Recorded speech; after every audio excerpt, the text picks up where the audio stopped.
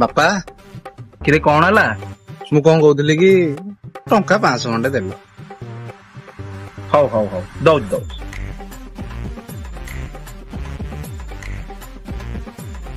ମୋ ପଇସା ମିଳିଗଲା। ମୋ ବାପା ଭଳିଆ କିଏ ହବଲୋ। ହଉ ଗୋଟେ ତ ପୁଅ ଖାଇ ପିଇକି ଅଏସ୍ କରୁ, ଯେତେବେଳେ ଯାହା ମାଗୁଛି ତାକୁ ଦଉଛି। ହଉ ଅଏସ୍ କରୁ।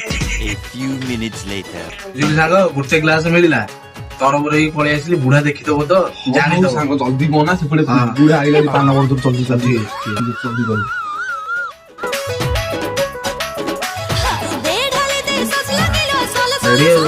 ଘରେ ଗଭୀର ଜ୍ଞାନ, ଜରେ ଜଞ୍ଜାଳ ମୁକ୍ତି, ଇରେ ଈଶ୍ୱର ବ୍ୟକ୍ତି। ସେ ଗଞ୍ଜିର ଡାଲେ କିନ୍ତୁ ମଦର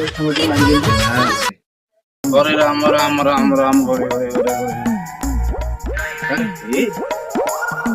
ଟୋକା ଆମ ସେଠି କଣ କରୁଛି କି? କଣ ପଇସା ମାଗିଲା ମତେ, ସେଠି ଯାଇକି ସେ ପଇସାର ମଦ ପିଉଛି।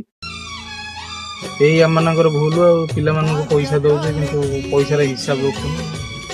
ଏମିତି ହିଁ ହବ, ଯାହା ଭଗବାନଙ୍କ ଇଚ୍ଛା।